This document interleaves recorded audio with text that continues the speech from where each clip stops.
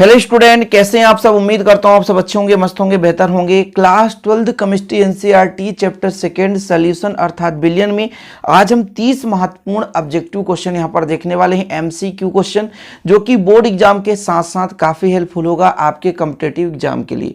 चलिए शुरू करते हैं फटाफट, और हम विथ रीजन यहां पर समझाते चलेंगे, आप बिल्कुल चिंता नहीं करेंगे। चलिए, पहला क्वेश्चन है, किसी विलयन का वाष्प दाब होता है शुद्ध विलायक के वाष्प दाब से ज्यादा। ऑप्शन नंबर बी है शुद्ध विलायक के वाष्प दाब से कम, शुद्ध विलायक के वाष्प दाब के बराबर, इनमें से कोई नहीं। पहला नंबर आपको बताना भाई साहब क्वेश्चन है, किसी विलयन का वाष्प दाब कितना होता है। देखो, विलयन जो होता है दो भागों से मिलकर बनता है। यदि मैं विलयन की बात करूं बच्चा लोग, तो विलयन दो भागों से मिलकर बनता है। एक तो होता है विलायक, क्या होता है विलायक, और दूसरा होता है विलेय। याद रखिएगा, दो भागों से मिलकर बनता है। यदि ये आपका विलायक है तो ज्यादा मात्रा में वाष्पित होगा क्योंकि शुद्ध अवस्था में रहता है, और जो आपका विलयन है वो कम मात्रा में वाष्पित होता है विलायक के अपेक्षा। तो यदि बोला जाए कि वाष्प दाब किसका अधिक होगा, तो भाई साहब विलयन का होगा कि विलायक का होगा। तो यदि मैं कह दूं विलयन की अपेक्षा विलायक ही शुद्ध है, शुद्ध मतलब इसमें कुछ नहीं मिला है, तो शुद्ध विलायक का वाष्प दाब अधिक होता है।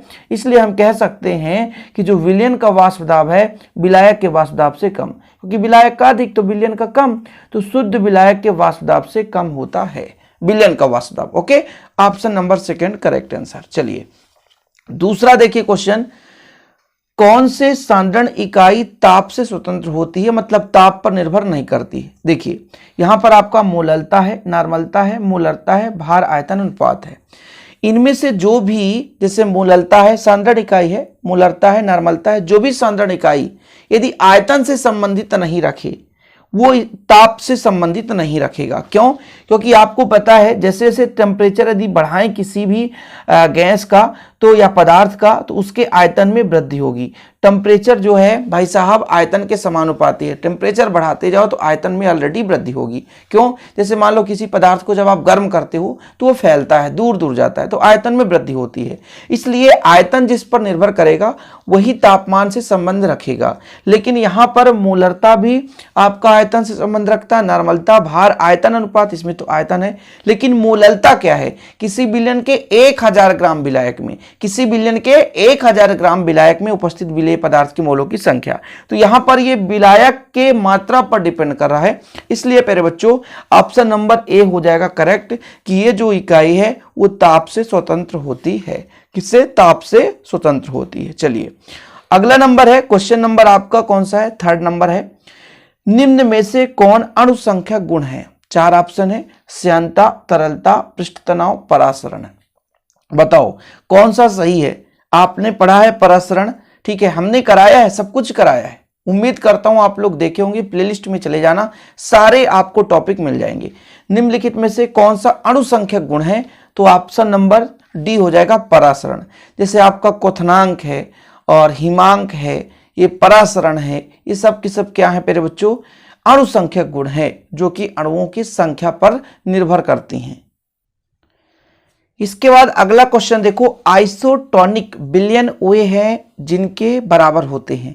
आइसोटोनिक का हिंदी नाम है समपरासरी विलयन। क्या? समपरासरी विलयन। बताओ समपरासरी विलयन किसे कहेंगे? जिनका परासरण दाब समान होगा। तो बिल्कुल सोचने की जरूरत ही नहीं है, परासरण दाब समान होगा, वही समपरासरी विलयन कहलाएंगे। तो option number A is the correct answer. Question number 5 देखिए, किसी तनु विलयन के क्वथनांक में उन्नयन होता है सांद्रण के समानुपाती, सांद्रण के व्युत्क्रमानुपाती, दोनों, कोई नहीं। देखो क्वथनांक में उन्नयन, देखो विलेय पदार्थ के मोलों के समानुपाती होती है। विलेय पदार्थ की मोल जितना अधिक होंगे उसका क्वथनांक उन्नयन उतना अधिक होगा। तो विलेय पदार्थ की मोल की संख्या सांद्रण पर होती है, तो सांद्रण के समानुपाती। इसका option number is the correct answer हो जाएगा, पांचवें का पहला। ओके, यहां पर मैं करेक्ट लगाते चला, यहां पर मेरे बच्चों जिससे पहले नंबर का यहाँ पर टिक कर देता हूं ताकि दिक्कत ना हो सके। इसका हो जाएगा बी नंबर, ठीक है, फिर आपका इसका हो जाएगा ए नंबर।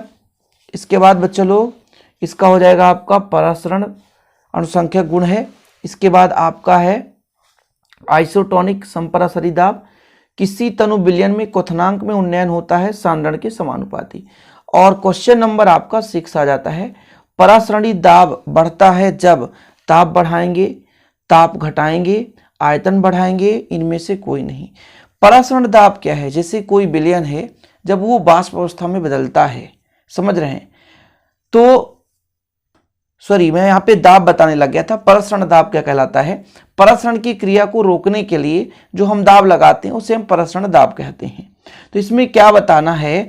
परासरण दाब बढ़ता है, किस पर डिपेंड करता है? चलो मैं यहाँ पर थोड़ा सा आपको बता देता हूँ। आपने पढ़ा है पाई भी बराबर एन आर टी।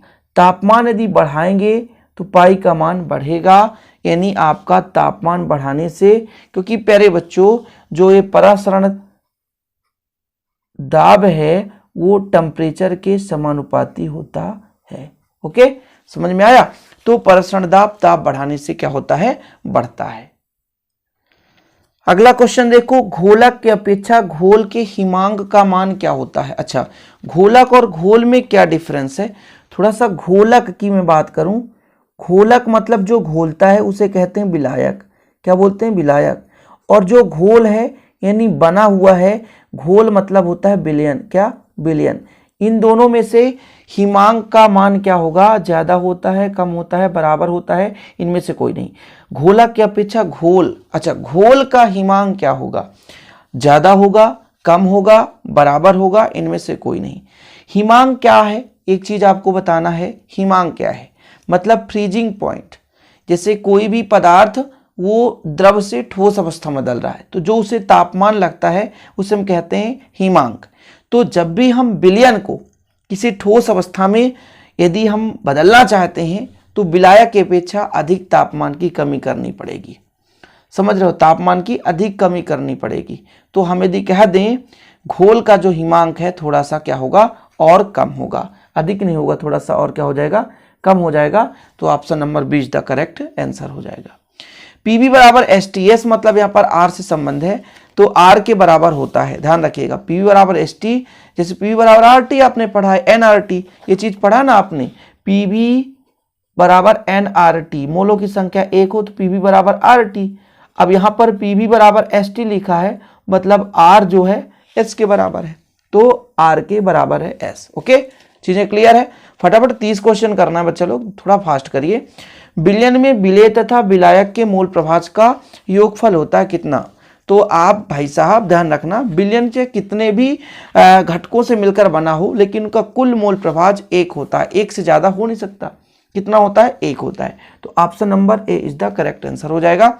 अगला क्वेश्चन देखो, समुद्र जल के परासरणी दाब लगभग होता है कितना होता है? तो 30 एटीएम होता है। ठीक है, कितना होता है? 30 एटीएम। 10 एटीएम लिखा, 1 एटीएम, 20 एटीएम। कम समय में आपको 30 क्वेश्चन तैयार करना है।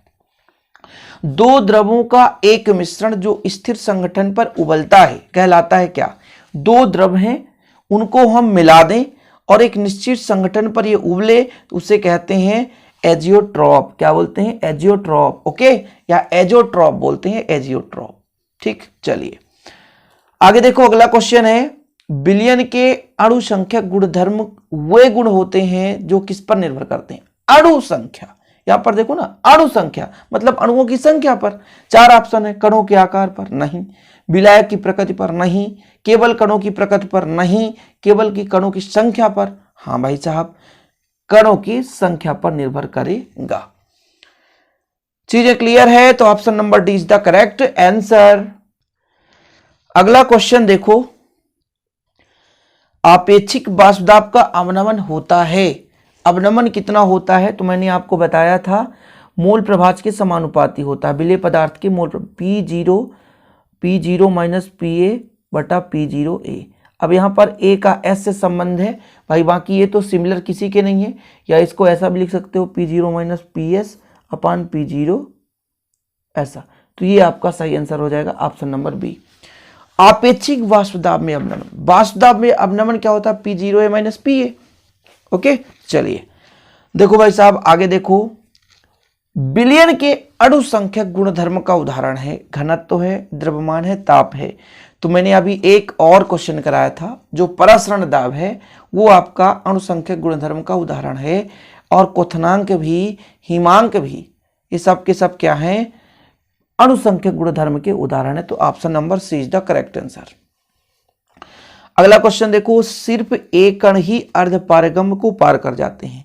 तो परसरण की क्रिया आपने पढ़ा है कि भाई साहब विलायक के अणुओं का अर्धपारगम झिल्ली के माध्यम से विलयन की ओर प्रवाहित होना परसरण दाब कहलाता है। तो भाई साहब विलायक के कण ही परसरण में अर्धपारगम झिल्ली को पार कर जाते हैं, बाकी विलेय के कण नहीं करते। बर्फ में नमक मिला देने पर बर्फ का ताप 0 डिग्री सेल्सियस से कम हो जाता है। ठीक है, बिल्कुल सही है, क्योंकि जैसे आपका बर्फ है ठंडा है 0 डिग्री सेल्सियस ताप पर, यदि आप उसमें नमक मिलाओगे तो तापमान में और कमी हो जाएगी। ये तो क्लियर है। ठीक है, इसका परसरण, जल अपघटन, हिमांक का अवनमन, क्वथनांक में उन्नयन क्या होगा बताओ, इसका क्या होगा? परसरण होगा कि जल अपघटन कहलाएगा कि क्वथनांक में वृद्धि होगी, हिमांक में अवनमन होगी? हिमांक मतलब तापमान में कमी, हिम यानी ठोस अवस्था में बदलाव। देखो जरा क्या हो जाएगा भाई साहब, जल अपघटन हो जाएगा? नहीं भाई, जल अपघटन नहीं होगा, हिमांक में कमी आएगी। तापमान में कमी मतलब हिमांक में अवनमन, कमी मतलब अवनमन। चीजें क्लियर होना चाहिए।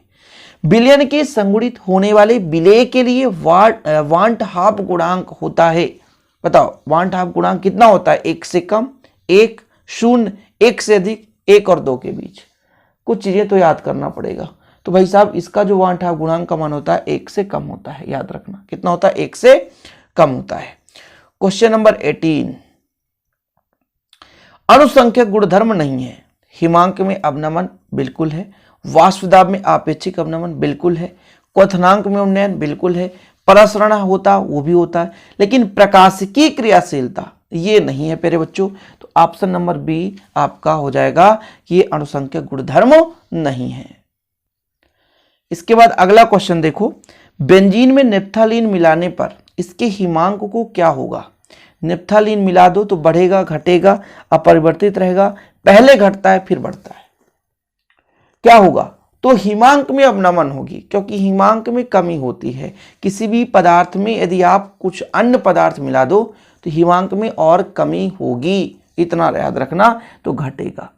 अगला क्वेश्चन है, जलीय विलयन के ताप में वृद्धि करने पर किसके मान में कमी आती है? जलीय विलयन के तापमान में वृद्धि कर देंगे तो तापमान किस पर डिपेंड करेगा? भाई मोलरता तो ताप पर निर्भर ही नहीं करता, लेकिन मोलरता निर्भर करता है। हमने आपको समझाया कोई भी पदार्थ यदि आयतन से संबंध रखता है तो तापमान बढ़ाने से आयतन बढ़ता है, इसलिए भाई साहब कमी आएगी तो वो है आपका मोलरता। ऑप्शन नंबर क्या हो जाएगा? ए। चलिए 10 क्वेश्चन और से फटाफट 5 मिनट में कंप्लीट हो जाएगा। एक विलयन के हिमांक में अवनमन के समय साम्यावस्था इनमें से होती है द्रव विलायक और ठोस विलायक, द्रव विलायक और ठोस विलेय, द्रव विलेय और ठोस विलेय, इनमें से ठीक नहीं, कोई भी नहीं। बताओ कौन सा हो जाएगा? तो एक विलयन के हिमांक में अवनमन के समय साम्यावस्था एक द्रव विलायक होगा और ठोस विलायक। क्यों प्यारे बच्चों? द्रव से ठोस अवस्था में बदल रहा होता है, तो द्रव से ठोस यानी द्रव विलायक से ठोस विलायक के बीच साम्यावस्था होगा। तापमान में कमी करेंगे तो ये जो हमारा पदार्थ है द्रव वो ठोस में बदल रहा होगा। हिमांक में अवनमन तापमान में कमी कहलाएगी प्यारे बच्चों, तो ये द्रव विलायक और ठोस विलायक के बीच साम्यावस्था स्थापित करेगा। निम्न में से कौन सा आदर्श विलयन है? इथाइल ब्रोमाइड, इथाइल एल्कोहल और जल, ठीक है, क्लोरोफॉर्म बेंजीन, बेंजीन और टॉल्यूइन। आदर्श विलयन का उदाहरण है बेंजीन और टॉल्यूइन। ऑप्शन नंबर डी हो जाएगा। ये तो एग्जाम्पल याद करने पड़ते हैं। निम्नलिखित में से किसका हिमांक अवनमन अधिकतम होता है? इन 4 में से अब इनका हिमांक अवनमन याद करना पड़ेगा, इसलिए ऐसे क्वेश्चन रेयर कंडीशन में पूछे जाते हैं K2SO4 का, क्योंकि हम हिमांक अवनमन याद नहीं कर सकते। ऐसे क्वेश्चन नहीं भी तैयार करोगे कोई दिक्कत नहीं है, ठीक है। चलो ये बल्कि बड़ा ही सिलेक्टेड क्वेश्चन है। कौन राउल्ट का नियम है? PA बराबर P0A XA। जैसे यदि हम PA बराबर करते हैं, ऐसा देखो PA बराबर करते हैं P0A XA, या A को हटाएंगे तो P बराबर P0X। कौन सा सही है? ये आपका सही है। अब मैंने आपको कराया राउल्ट का नियम, आप लोगों को पता होना चाहिए। यहां पर हम सिर्फ ऑब्जेक्टिव करा रहे हैं। इनमें से कौन हेनरी का नियम है? हेनरी नियतांक कहां पे लगा है? जरा देखो, हेनरी नियतांक लगना चाहिए KH, तो भाई हेनरी H दिख गया तो वही आपका सही आंसर हो जाएगा। फटाफट 5 क्वेश्चन और है। प्रति किलोग्राम विलयन में घुले हुए विलेय के मोलों की संख्या। तो विलायक में जो घुलता है, विलायक में जो घुलता है भाई 1000 ग्राम या 1 किलोग्राम विलायक में मोलों की संख्या मोललता कहलाती है, तो कुछ सोचने की है ही नहीं। यदि 1 लीटर हो जाता और उसमें विलेय पदार्थ के मोलों की संख्या तो मोलरता कहला जाती।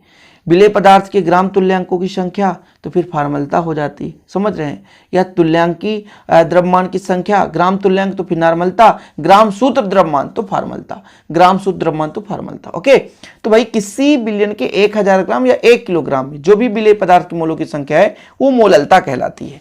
अगला क्वेश्चन देखो, वह विलयन जो राउल्ट के नियम का पालन नहीं करता उसे क्या बोलेंगे? आदर्श विलयन क्या है? जो राउल्ट के नियम का पालन करता है, लेकिन जो नहीं करता वो अनादर्श विलयन भी है और वास्तविक विलयन भी है। तो ऑप्शन नंबर बी सी दोनों हो जाएगा, इसलिए डी हो जाएगा उपरोक्त बी और सी दोनों। ओके, बी और सी दोनों हैं जो राउल्ट के नियम का पालन नहीं करेंगे। आदर्श विलयन जो राउल्ट के नियम का पालन करते हैं। अनादर्श विलयन योग नियम का अनुपालन करता है कि नहीं करता ये बताना है आपको। तो आदर्श नियम जो है योग नियम का अनुपालन नहीं करता। गोताखोर ऑक्सीजन के साथ पहले नाइट्रोजन गैस का प्रयोग करते थे, लेकिन अब कौन से गैस का प्रयोग करते हैं? तो हीलियम गैस का प्रयोग करते हैं, क्योंकि नाइट्रोजन गैस का प्रयोग करने से विंडस नामक बीमारी उत्पन्न हो जाती है। निम्नलिखित में से आदर्श विलयन में एंथैल्पी परिवर्तन नहीं होता, ना तो आयतन परिवर्तन होता है।